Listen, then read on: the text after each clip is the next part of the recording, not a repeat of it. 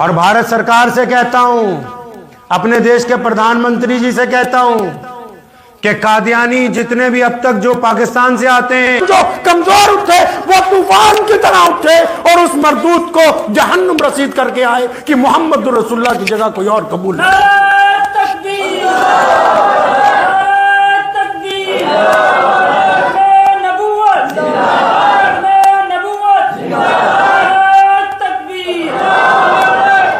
और अपने इन मुसलमान भाइयों से पूछ लो, अगर भगत सिंह मैदान में है तब भी मुसलमान उसके साथ हैं, जब सुभाष चंद्र बोस निकले तब भी मुसलमान उनके साथ थे, गांधी अगर चले हैं तब भी मुसलमान उनके साथ हैं। अस्सलाम वालेकुम वरहमतुल्लाहि वबरकातुहू। दोस्तों, उम्मीद आप हजरात खैरियत से होंगे।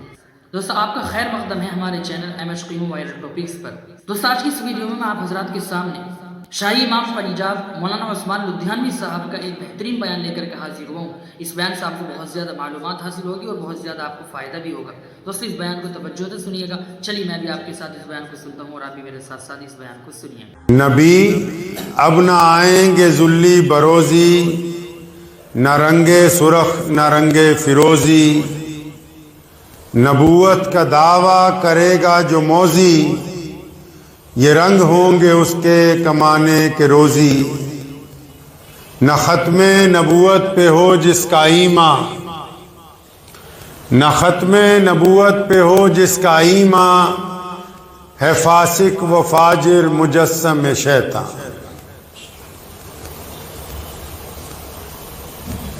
एक झूठे नबी की सच्ची कहानी जो है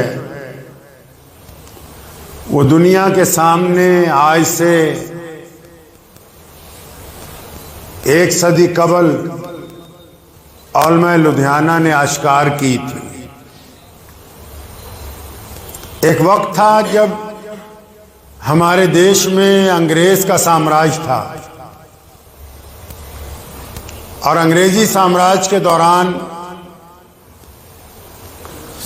मुल्क की आज़ादी की लड़ाई बड़े जोर शोर के साथ जारी थी।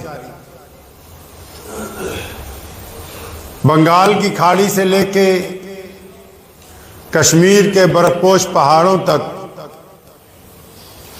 अंग्रेज को ये फिक्र दामनगीर थी कि किस तरह मैं अपना राज मुकम्मल तौर पे इस मुल्क के ऊपर कायम करूंगा। इस काम के लिए साजिशें, जंगें, कत्ल गारत, हर वो हरबा अंग्रेज ने इस्तेमाल किया जो कि इंसानी तारीख का एक दर्दनाक बाब है। उन्हीं दिनों की बात है कि 1857 में बहादुर शाह जफर ने भी पूरे मुल्क के लोगों को, मुसलमानों को भी, हिंदुओं को भी, मुल्क के दलितों को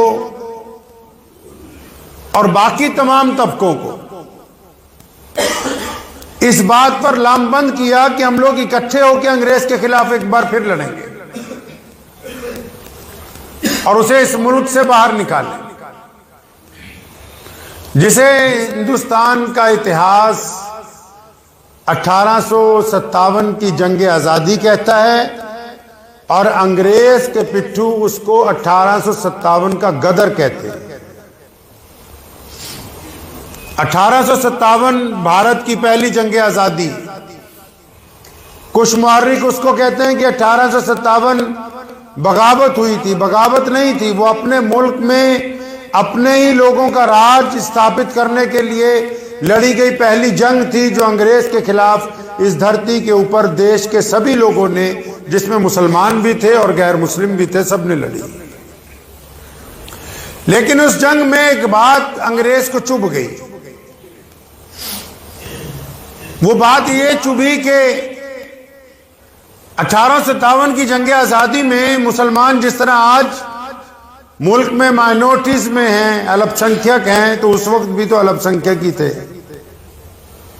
तो अंग्रेज को यह बात चुभी कि ये कम तादाद में होने के बावजूद हर जगह आगे आगे क्यों हैं? ये कम तादाद में होने के बावजूद हमसे क्यों टकरा रहे हैं? ये कम तादाद में होने के बावजूद क़यादत इनके पास कैसे आई? कम तादाद में होने के बावजूद यही क्यों हिंदुस्तान में सबसे पहले जय हिंद का नारा देने वाले हैं?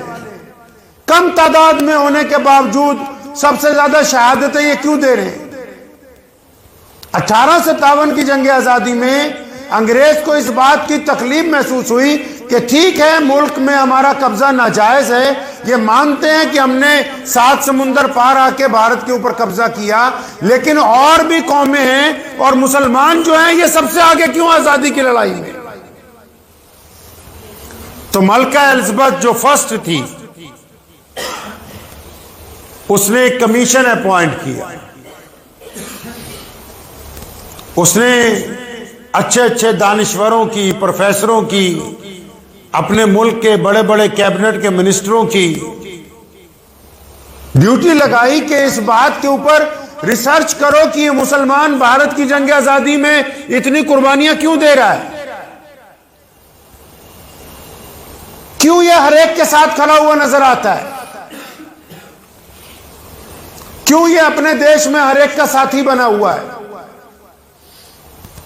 तो वो कमीशन ने कई साल रिसर्च की, क्योंकि 1857 की जंग आजादी में जहां मुल्क के बेइंतहा मुसलमानों ने, हिंदुओं ने एक साथ मिलकर अंग्रेज के खिलाफ लड़ाई लड़ी, लेकिन वो नाकाम हो गई। लेकिन उस नाकामी के बावजूद अंग्रेज को बड़ा नुकसान उठाना पड़ा और उसके बाद अंग्रेज ने फिर जुल्म और इंतहा के दरवाजे खोल दिए मुल्क पर, नाजायज लोगों का कत्लेआम किया, बस्तियां उजाड़ी।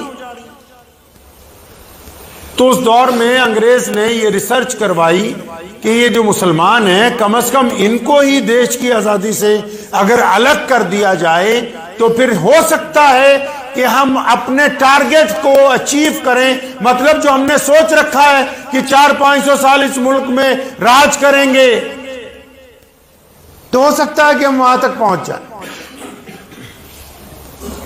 ये वो कहानी है जिनको उस वक्त भी लोग सुनाते हुए परेशान होते थे, आज भी बहुत सारे लोग इस कहानी को सुनाते हुए परेशान होते हैं।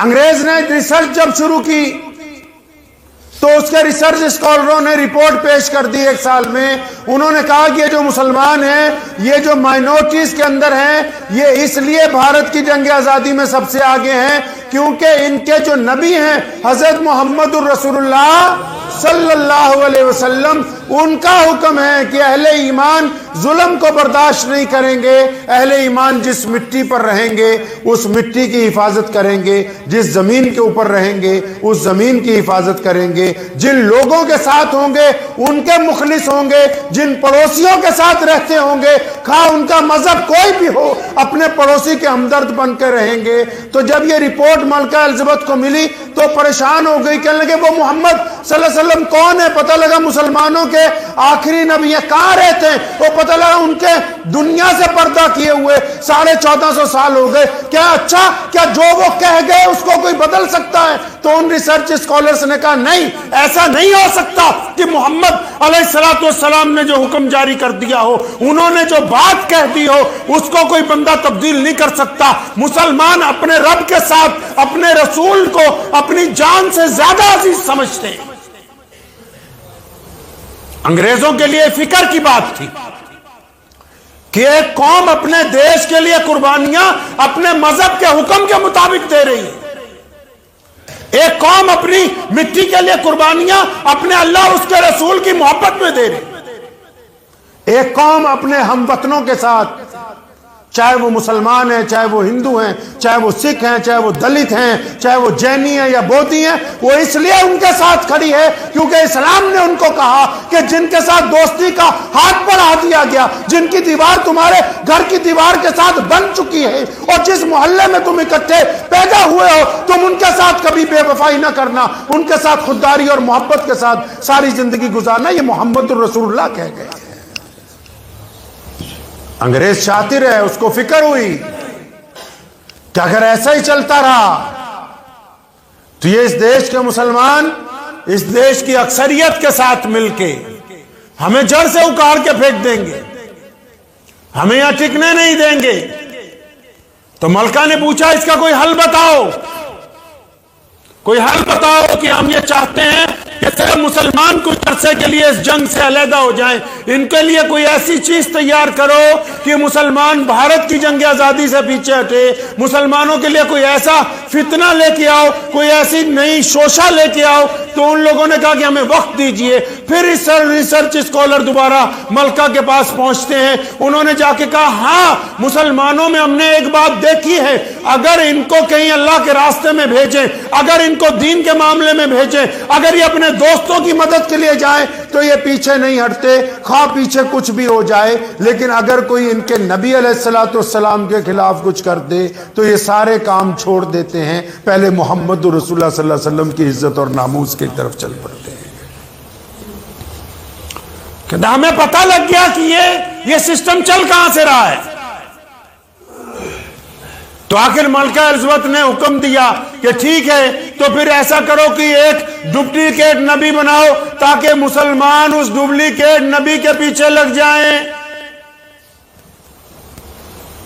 एक ऐसा शोषा तैयार करो ताकि मुसलमान जब उसकी हकीकत को भी जान लें तो हमारे खिलाफ लड़ने की बजाय उसके खिलाफ एहतजाज शुरू कर दें, उसके खिलाफ एजिटेशन शुरू कर दें, ताकि फिर हम आराम से देश के ऊपर अपना राज करते रहें।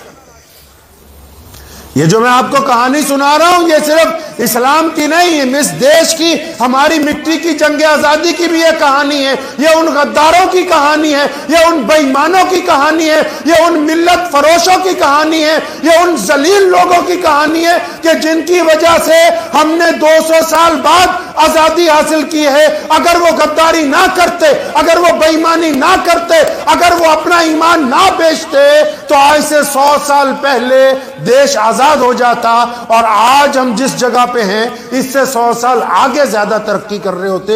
इस बात को ज़हन नशीन करके ये कहानी सुनते जाइए। ये सिर्फ इस्लाम की नहीं है। अगर कोई अफसर, अगर कोई गैर मुस्लिम ये समझ के कादियानियों की मदद करने के लिए आ जाए कि शायद ये इस्लाम के खिलाफ है, अगर ये सिर्फ इस्लाम के खिलाफ होते तो हमें कोई तकलीफ ना होती, ये मुल्क की जंग आजादी के गद्दार हैं। उठाओ वो तारीख, वो दिन जब मलका एलिज़ाबेथ ने कहा कि कोई झूठा नबी बनाओ। झूठा नबी बनाने की क्या जरूरत थी? बनाना था तो मक्के मदीने में बनाते ना, जाके जहां से इस्लाम चला था। बनाना था तो किसी अरब मुल्क में बनाते जहां इतने नबी पैदा हुए। बनाना था तो तुर्किया पर भी अंग्रेजों की हुकूमत थी, वहां पर जाके बना सकते थे, फलस्तीन में जाके बना सकते थे। लेकिन वहां नहीं बनाया क्योंकि वहां पर उनका राज स्थापित नहीं था, वो कुछ नहीं कर सकते थे। भारत में इसलिए झूठा नबी बनाया क्योंकि अंग्रेज यहां अपने आप को ताकतवर करना चाहता था। मुसलमानों को गैर मुस्लिमों के साथ जो मिलकर जंग आजादी लड़ रहे थे उससे अलग करने की एक साजिश के तहत एक डुप्लीकेट नबी जो है वो पंजाब की जमीन के ऊपर खड़ा किया गया। और पूरे मुल्क में पंजाब भी इसलिए, ये भी सुनते जाओ, पूरे मुल्क में पंजाब भी इसलिए चुना क्योंकि पंजाब के लोग पूरे देश में सबसे ताकतवर हैं। पंजाब के मुसलमान, पंजाब के सिख, पंजाब के हिंदू, ये 3 कौमें पंजाब में जो पिछली कई 100 साल से बसती आ रही हैं, जिनकी तारीख 2000 साल से पुरानी है, जहां शेख बाबा फरीदुद्दीन शकरगंज रहमतुल्लाह अलैह ने आकर अपनी बुनियाद रखी, जहां सिखों के सबसे पहले गुरु नानक देव जी का ज़हूर हुआ। यह जमीन अंग्रेज ने इसलिए चुनी कि सबसे ताकतवर जमीन यह है। अंग्रेज को अगर डर लगता था तो पंजाब से लगता था, अंग्रेज को खौफ आता था तो पंजाब से आता था। अंग्रेज ये समझता था कि अगर देश को आजाद कोई करवा सकता है तो वो पंजाब के मुसलमान और सिख हैं जिनके साथ उनके हिंदू लगे हुए हैं। इसलिए झूठे नबी की बुनियाद रखने के लिए भी कोई जगह चुनी गई तो फिर वो पंजाब का जिला गुरदासपुर चुना।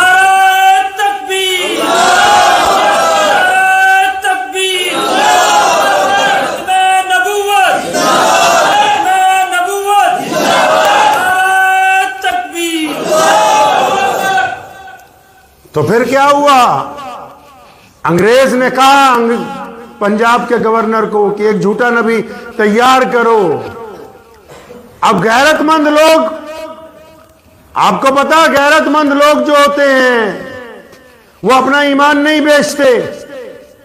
अंग्रेज ने पंजाब के बड़े बड़े मौलवियों को पूछा, मुंह की खानी पड़ी, इस बहाने से पूछा कि हम तुम्हें अपने पंजाब का पूरे का काजी बना देंगे, हम तुम्हें काजी उल कुज़्ज़ा शरीयत का बनाएंगे। बड़े बड़े मौलवियों के पास अंग्रेज के डिप्टी कमिश्नर गए मौलवियों को खरीदने के लिए। इमामुल आरिफीन सैयद मौलाना शाह अब्दुल कादिर साहब लुधियानवी रहमतुल्लाह अलैह, अंग्रेज डिप्टी कमिश्नर आता है कुल्टन बहादुर, उसने आके दरखास्त की कि हजरत पंजाब के गवर्नर ये चाहते हैं कि आपको पंजाब में सरकार की तरफ से काजी लगाया जाए ताकि आप मुसलमानों के शरीफ फैसले करें। हजरत ने इनकार कर दिया, फरमाया अभी रमजान है, रमजान के बाद आया, फिर इनकार कर दिया, फिर दोबारा 2 महीने बाद आया, फरमाया सुन लो मेरा साफ इनकार है, अगर मैं अंग्रेज की नौकरी करूंगा तो मेरी आने वाली कौम, मेरे आने वाली नस्लें जो हैं वो अंग्रेज की गुलाम हो जाएंगी। जब बड़े बड़े लोगों को मिन्नत समाजत की भी कादियानी एक मिर्जा बनाना है, आ जाओ, हमारे साथ कोई तैयार नहीं हुआ, तो अबू जहल की नस्ल का एक खानदान, उबई बिन काब की नस्ल का खानदान, अबू लहब, उतबा और वलीद की जो छोड़ी हुई नस्ल है उनका एक खानदान कादियान के अंदर मौजूद था, जो पहले से ही अंग्रेज का मुलाजिम था, अंग्रेज के तलवे चाटता था। जिस दौर में लोग अंग्रेज के लिए लड़ते हुए फांसी के फंदे चूम रहे थे, जिस दौर में लाला पूला राम जैसे लोगों ने सिर्फ एक मुसलमान को पानी पिलाने के बदले अंग्रेज की फांसी के फंदे को चूमा, जिस दौर के अंदर मुसलमान और हिंदुओं ने मिलकर अंग्रेज से टक्कर ली 1857 से 1988 तक, उसी दौर में एक कादियान का परिवार अंग्रेज के यहां मुलाजिम था, अंग्रेज के तलवे चाटता था, अंग्रेज के घोड़ों की लीद उठाता था। जब कोई नहीं मिला तो अंग्रेज की नजर अपने उस मुलाजिम के ऊपर गई कि यार कोई मुसलमान तैयार नहीं होता है, कम से कम तू ही आ जा, हम तुझे झूठा नबी बनाकर पेश करेंगे। तो उसको क्या चाहिए था? अंधे को क्या चाहिए? 2 आंखें, पहले से ही काना था, क्योंकि मिर्जा गुलाम कादियानी की एक आंख नहीं थी तो पहले से ही काना था। उसके सामने प्रपोजल रखी गई कि तुझे हम बहुत बड़ा लीडर बनाएंगे, तुझे बहुत ज्यादा सिक्योरिटी देंगे, तुझे बहुत ज्यादा माल देंगे, दौलत देंगे। क्योंकि नस्लन मुनाफिक था, इसलिए मुनाफिकत के लिए फौरन तैयार हो गया,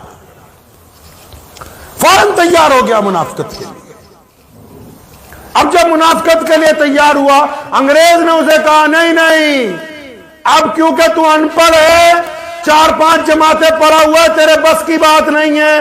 उसके साथ खरीदार लिखे पढ़े लोग लगाए, उनको कहा कि इस मरदूद की तरफ से किताबें तुम लिखो। सुनो मुनाजरा करने वाले मौलवियों, तुम भी, मिर्जा गुलाम कादियानी के बस की बात है नहीं कोई किताब लिखना। ये जितनी पढ़ते हो बराने अहमदिया समेत तमाम की तमाम किताबें औरों की लिखी हुई हैं, मिर्जा कादियानी का नाम डाल के। अब उन्होंने क्या कहा अंग्रेजों ने, देखिए कितनी बेहतरीन फिल्म बनाता है दुश्मन कौमों के खिलाफ। उन्होंने कहा कि अगर ऐसे तुमने कह दिया कि मैं मुसलमानों का नबी हूं, मैं मुसलमानों का जिल्ली नबी बन के आया हूं, बरोजी नबी बन के आया हूं, तो ये कौम तो इतनी जिद्दत पसंद है, ये कौम इतनी शिद्दत पसंद है कि अगर मोहम्मदुर रसूलुल्लाह सल्लल्लाहु अलैहि वसल्लम की जगह कोई अपना नाम ले दे तो ये उसको बर्दाश्त नहीं करते। जिस दिन मोहम्मद रसूलुल्लाह सल्लल्लाहु अलैहि वसल्लम का पर्दा हुआ था, आप अलैहिस्सलातु वस्सलाम को सल्लल्लाहु अलैहि वसल्लम को रोज़े मुबारक के अंदर ले गए, और जब वो दरवाजे के बाहर साहबा खड़े थे, निढाल थे, मस्जिद नबवी में लोग रो रहे थे, कोई इस तरफ बैठा है, सड़कें वीरान थी, बागीचों में लोग बैठे हुए रो रहे थे। उस दौर में मुस्लिमा कज़्ज़ाब ने नबूवत का ऐलान इसलिए किया था कि साहबा निढाल हो गए, मुसलमान अपने नबी के जाने के बाद अब कमजोर हो गए। खुदा की कसम, उन बदतरीन हालात में जिस दिन नबी अलैहिस्सलाम के खिलाफ एक मरदूत ने ऐलान किया था, तो वही मुसलमान जिनकी आंखों में आंसू थे, वही मुसलमान जो निढाल थे, वही मुसलमान जो कमजोर उठे, वो तूफान की तरह उठे और उस मरदूत को जहन्नुम रसीद करके आए कि मोहम्मद रसूलुल्लाह की जगह कोई और कबूल नहीं।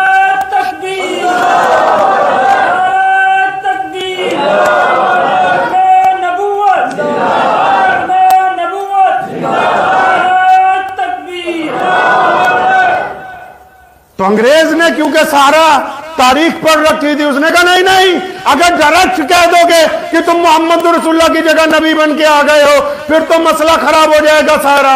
तो उन्होंने उसे खुद कहा कि ऐसा कर, हम चौराहों में सड़कों पर जाके पोस्टर लगाएंगे। अंदाजा लगाओ, आज से 150 साल पहले जब अखबार छापना बड़ी बात होती थी, अंग्रेज ने उस मरदूत को लिखा कि यह मुसलमानों का एक सूफी बन के आ गया, मुसलमानों का एक लीडर आ गया जो इस्लाम की तरफ से ईसाइयों से मुनाजरा करेगा। फिर गली कूचों में मुनाजरे शुरू हुए, किसके? इस्लाम के और ईसाइयत के। उनको पहले कह दिया अपने जरखेज गुलामों को कि जब ये तुम्हारे से बहस करे, लोगों के सामने हार जाना। जब वो हारने लगे, मुसलमानों को लगा कि वाह वाह, ये तो हमारा बेहतरीन लीडर आ गया, बेहतरीन मौलवी आ गया, देखो इस्लाम की कैसी सच्चाई बयान कर रहा है। ये तारीख है उस दौर की जब मिर्जा कादियानी को लॉन्च किया गया, तो उसको मुसलमानों का कायद बना के लॉन्च किया। तो फिर वो अपनी हरकतों पे आहिस्ता आहिस्ता आने लगा कि मुझे इल्हाम होने लगे, मुझे वो होने लगा। तो हजरत मौलाना शाह मोहम्मद साहब लुधियानवी रहमतुल्लाह अलैह, मेरे दादा के जो परदादा हैं, वो उस वक्त के सबसे बड़े आलिम थे। हजरत इमामुल आरिफीन मौलाना शाह अब्दुल कादिर लुधियानवी रहमतुल्लाह अलैह के दूसरे बेटे मौलाना शाह अब्दुल कादिर लुधियानवी वो हैं जिन्होंने 1857 की जंग आजादी में पहले लुधियाना को फतेह किया, फिर अंग्रेज से लड़ते हुए चांदनी चौक तक गए बहादुर शाह जफर की मदद के लिए। खानदान के लोग जो शहीद हुए, उनकी कब्रें आज भी दिल्ली की फतेहपुरी मस्जिद के सेन में मौजूद हैं। तो मौलाना शाह मोहम्मद साहब लुधियानवी रहमतुल्लाह अलैह और उनके भाई मौलाना शाह अब्दुल्ला साहब लुधियानवी अपने दौर के बहुत बड़े वली थे। और मौलाना शाह अब्दुल अजीज साहब, तो इन तीनों भाइयों ने जब देखा कि मिर्जा कादियानी तो अंग्रेज की हिमायत याफ्ता है, और पूरे मुल्क के मौलवियों को भी एहसास हो रहा था कि एक नया फितना उठ रहा है, लेकिन 1857 की जंग आजादी में अंग्रेज ने इतना कत्लेआम किया, इतने मौलवियों को फांसी दी, इतने लोगों को सड़कों पर फांसी के फंदे लगा के लटकाया गया कि लोग डरे हुए थे कि आज अगर अंग्रेज के किसी नुमाइंदे के खिलाफ कोई बोला तो उसको भी फांसी होगी। तो इस चक्कर में मिर्जा गुलाम कादियानी भी जब लुधियाना पहुंचा, उसको यह गुमान था कि अंग्रेज की पुलिस साथ में है, डिप्टी कमिश्नर साथ में है, सरकार साथ में है, आज भी बहुत सारी सरकारी अमला साथ में है। तो उनके जहन में ये फतूर था कि जब हम जाएंगे हमारे खिलाफ बोलेगा कोई नहीं। लेकिन शाह अब्दुल कादिर लुधियानवी के बेटे ने फिर ताल ठोक दी और ऐलान कहा कि सुन लो कि ये जो सामने चला आ रहा है ये मुर्तद है, किसी कीमत पर हम इसको मुसलमान नहीं मानने वाले हैं। सन्नाटा छा गया पूरे देश में, लोग घबरा गए कि अच्छा अंग्रेज के खिलाफ फिर कोई आवाज उठ गई। अब अंग्रेज समझता था कि मेरा चेला कौन बोलेगा इसके खिलाफ। अब मिर्जा गुलाम कादियानी को भी दौड़ लग गई कि ओहो मौलवी उठ के मेरे खिलाफ खड़े हो गए। मौलवी नहीं उठ के खड़े हुए, ये रगों में जो खून चलता है मुसलमानों की, इस खून में मुहम्मदुर रसूलुल्लाह सल्लल्लाहु अलैहि वसल्लम की मोहब्बत मौजूद है। क़यामत तक अगर नबी अलैहिस्सलातु वस्सलाम के खिलाफ कोई नौजुबिल्लाह फितना उठना चाहेगा तो सिर्फ पंजाब ही नहीं, दुनिया के हर हिस्से में अहले ईमान उसके सामने डट के खड़े रहेंगे इंशाअल्लाह। अब वो मिर्जा गुलाम कादियानी क्योंकि था डुप्लीकेट और था भी काना एक आंख से, एक आंख नहीं थी उसकी शुरू से ही, तो उसके बारे में लिखा है अल्लामा खालिद महमूद साहब ने भी अपनी किताब में लिखा है कि मिर्जा गुलाम का उस वक्त हाई कोर्ट लाहौर में होती थी, अंग्रेज के दौर में हाई कोर्ट लाहौर में होती। तो हमारे यहाँ का एक गैर मुस्लिम नौजवान वहां पर वकील था, तो वहां एक कादियानी वकील उसको मिल गया। अब वो उसको समझाने लगा कि हुजूर सल्लल्लाहु अलैहि वसल्लम के बाद नौजुबिल्लाह मिर्जा नबी बन के आ गया है। तो उसको समझाता रहा 15-20 दिन, 2 महीने, 4 महीने। अब उसको रोज दावत करता था, खाता था, पिलाता था। तो उसने 2-4 महीने बाद उसे लगा कि ये बात मेरी मान लेगा। तो उसने उसको कहा गैर मुस्लिम को कि आओ तुम मेरे साथ, मैं तुम्हें मिर्जा के हाथ पर ईमान कबूल करवा देता हूं। तो उसने उसे कहा सुन मेरे मियाँ, मैं तो लुधियाने का रहने वाला हूं, हम सच्चे नबी की बातें सुनते हैं, तू झूठों की बात बनवाने के ऊपर लगा हुआ है। तो हमें झूठे की बात मनवाने पे लगा हुआ है। तो इस हद तक मिर्जा गुलाम कादियानी जो था, जो मुनाजिर है वो नोट कर लो मेरी बात, और जो मुसन्निफ है वो भी मुसलमान, उनको कहता हूं कि लफ्ज अहमद मिर्जे के साथ नहीं लग सकता। हमने अपनी किसी किताब में कभी नहीं अहमद लफ्ज इस्तेमाल किया मिर्जे के लिए, ना बोलचाल में ना तहरीरी तौर पर। मुनाजिर भी नोट कर लो, जब भी मरदूद का नाम लिखना हो मिर्जा गुलाम कादियानी लिखें। लफ्ज अहमद मुहम्मदुर रसूलुल्लाह सल्लल्लाहु अलैहि वसल्लम की शान है, किसी ऐरे गहरे के साथ नहीं लगाया जा सकता है, क्योंकि मेरे अल्लाह का फैसला है। अल्लाह ने क्या कहा? अल्लाह ने फरमाया कि हमने मुहम्मदुर रसूलुल्लाह को खातिबुन नबिय्यीन बना के भेज दिया है। अब क़यामत तो आएगी, मुहम्मदुर रसूलुल्लाह की जगह कोई नबी बनकर नहीं आएगा। लेकिन इस सारी कहानी के दरमियान अंग्रेज कामयाब हो गया। इस सारी कहानी के दरमियान अगर किसी को फायदा हुआ तो अंग्रेज था। इस सारी कहानी में ये जनरल डायर को जलियांवाले बाग में गोली चलाने का मौका इसलिए मिला क्योंकि एडवायर पंजाब का गवर्नर था, और एडवायर पंजाब का गवर्नर इसलिए बाकी बचा क्योंकि मिर्जा कादियानी ने झूठी नबूवत का दावा किया और मुसलमान अंग्रेज की मुखालफत को छोड़ के कादियानियत की मुखालफत पे लग गए, और अंग्रेज को यहां अपनी छौनियां कायम करने का मौका मिला है। ये सिर्फ मौलाना हबीबुर रहमान लुधियानवी रहमतुल्लाह अलैह रईसुल अहरार फरमाया करते थे कि ये सिर्फ खत्म नबूवत का मसला नहीं है, ये हमारी सियासी लड़ाई का मसला है, ये भारत की जंगे आजादी का मसला है। बताते क्यों नहीं अपने हमवतन उन गैर मुस्लिमों को, दोस्तों को, ये जिन कादियानियों को तुम मुसलमान समझते हो, ये इस मिट्टी के गद्दार है, इस वतन के गद्दार है। ये उन हजारों मजलूम शहीदों के दाग इनके कपड़ों पे लगे हुए हैं, जिनको अंग्रेज ने सजाएं दी हैं। और अपने इन मुसलमान भाइयों से पूछ लो, अगर भगत सिंह मैदान में है तब भी मुसलमान उसके साथ हैं, जब सुभाष चंद्र बोस निकले तब भी मुसलमान उनके साथ थे, गांधी अगर चले हैं तब भी मुसलमान उनके साथ हैं।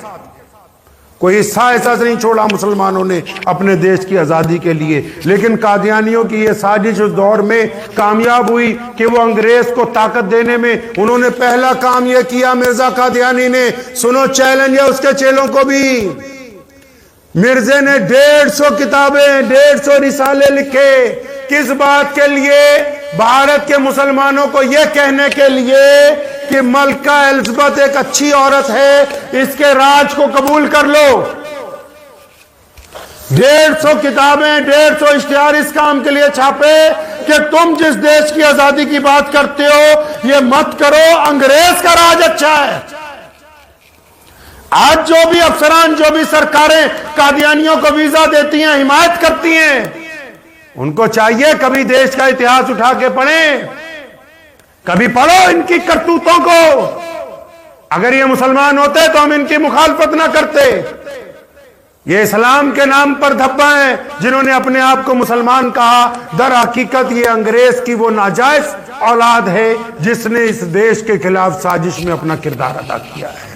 इस पूरी कहानी में अंग्रेज को यह फायदा हासिल हुआ कि अंग्रेज का राज जो है वो 120 साल के लिए और आगे बढ़ गया। जो राज 18वीं सदी के इख्तिताम पर खत्म होने वाला था, जिस राज की जड़ें 1857 की जंग आज़ादी ने खोखली कर दी थी, वो राज और आगे बढ़ा और उसने लाखों भारत के लोगों की जानों का नजराना कबूल किया। उसके बाद जाके मुल्क जो है बाद में आजाद हुआ है। और जिस बंदे को कादियानियों ने नबी बनाने की कोशिश की और ये कहने लगे कि जी हम तो पूरी दुनिया में हैं, पूरी दुनिया में उसको बोलते हैं कि कोई निज़ाम ना कायम करना पड़े, जो निज़ाम मोहम्मद रसूलुल्लाह कायम कर गए वो अपने आप चलता रहे। दुनिया में अगर कोई दीन सबसे बड़ा बाकी है तो सिर्फ मोहम्मद रसूलुल्लाह का है। मिर्जा गुलाम कादियानी क्योंकि काना था ना एक आंख से, मैंने आपको बताया, जो एक दिन घोड़े पर बग्गी में बैठा हुआ जा रहा था अपने 2 मुलाजिमों के साथ, कहीं गया होगा किसी मुरीद के घर, तो वहां जब गया, जब वापस आया तो अपने जो साथ में 2 चेले थे उनको कहने लगा कि लाहौर में भी आज अजीब माजरा देखा कि जब हम जा रहे थे तो दाईं तरफ की दुकानें बंद थी, अब आ रहे हैं तो बाईं तरफ की दुकानें बंद हैं। एक ऐसा आदमी जो जाहिरन भी मुकम्मल नहीं है, अरे नबी होना तो बहुत बड़ी बात है। अहले बैत को अगर कोई देख ले, नबी होना तो बहुत बड़ी बात है। अहले बैत को अगर कोई देख ले जो मोहम्मद रसूलुल्लाह सल्लल्लाहु अलैहि वसल्लम की औलाद में से हो, उनके चेहरे पे इतना नूर होता है, उनके चेहरे पे इतनी कशिश होती है, उनकी आंखों में इतनी शर्मो हया होती है, उनके जिस्म में मोहम्मद रसूलुल्लाह सल्लल्लाहु अलैहि वसल्लम का खून चल रहा होता है, उनके चेहरे पर निगाह नहीं टिकती। जो अहले बैत होते हैं ये तो काना का अल्लाह ताला को किस तरह हो सकता है कि अल्लाह करीम जो है अगर नबी भी बनाना होता तो एक काने को नबूवत दे दी जाती है। और उस नबी के बाद जिसके बारे में अल्लाह का फैसला है, जिस नबी अलैहिस्सलाम के लिए अल्लाह का फैसला है कि मेरे प्यारे महबूब अब आप आ गए, अब किसी की जरूरत नहीं है, अब आप आ गए, अब क़यामत तक नहीं कोई आने वाला। तो इस बात को ज़हन नशीन कर लीजिए। 29 दिसंबर को मजलिस एहरार इस्लाम का यौम क़याम होता है और एहरार वो जमात है जिसे मौलाना हबीबुर रहमान लुधियानवी ने इसलिए बनाया था कि उस दौर में अंग्रेज को नाज हो गया था कि कादियानियों से कोई टक्कर नहीं ले सकता, और कादियानियों के दिमाग में ये फतूर आ गया था कि नहीं हमारे आगे कोई टिक नहीं सकता। तो मजलिस एहरार इस्लाम जब मौलाना हबीबुर रहमान लुधियानवी, अमीर शरीयत अताउल्लाह शाह बुखारी, चौधरी मजलुल हक रहमतुल्लाह अलैह जैसे ने लोगों ने मौलाना शाह अब्दुल कादिर साहब रायपुरी रहमतुल्लाह अलैह के मशवरे से बनाई, तो फिर जब अंग्रेज की सरकार में अंदाजा लगाओ, आज तो हम आजाद भारत में ऐसे बहुत सारे गैर मुस्लिम है जो हमारी बात को समझ सकते हैं, जो कादियानियत की चालों को समझ सकते हैं, लेकिन उस वक्त की अंदाजा लगाइए जब राज अंग्रेज का था और अंग्रेज के पिट्ठुओं के खिलाफ लड़ना था। कादियान से खदेड़ा, पंजाब से खदेड़ा, कादियानी भाग के कश्मीर चले गए, नौजुबिल्लाह श्रीनगर में कहा कि यहां पर ईसा अलैहिस्सलाम का मजार बन गया है। फिर कादियानियों ने जनाब अल्लामा इकबाल रहमतुल्लाह अलैह को कश्मीर कमेटी का मेंबर बनाया और फिर सारे कश्मीर में लोगों को कादियानी बनाने की तहरीक शुरू की। उस वक्त कश्मीर के महाराजा हरि सिंह की हिमायत हासिल हुई, तो पंजाब से मौलाना हबीबुर रहमान लुधियानवी के 1 लाख रजाकार श्रीनगर पहुंचे। उठाओ तारीख, मुल्क के गद्दारों को हर जगह से उखाड़ा है।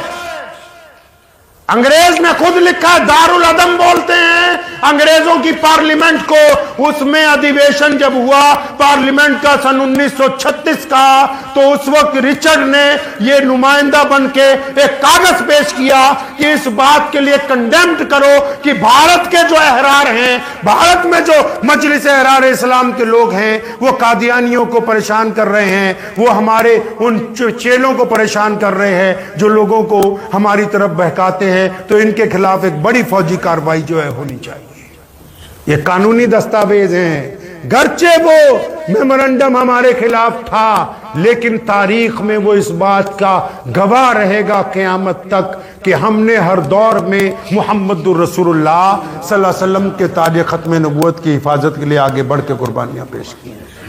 याद रखो मुसलमानों, एक बात, आज आप देखते हैं कभी कोई हजूर सल्लल्लाहु अलैहि वसल्लम के खिलाफ बोलता, कभी कोई। 2-4 साल पहले डेनमार्क वाले बोल रहे थे, उससे 2-4 साल पहले फ्रांस वाले बोल रहे थे।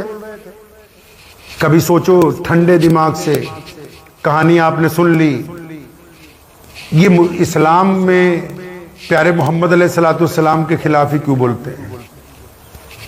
अब्दुल रहमान के खिलाफ क्यों नहीं बोलते? मोहम्मद शफी के खिलाफ क्यों नहीं बोलते? नमाज के खिलाफ क्यों नहीं बोलते? खाने काबा के खिलाफ क्यों नहीं बोलते? मुसल्लों के खिलाफ क्यों नहीं बोलते?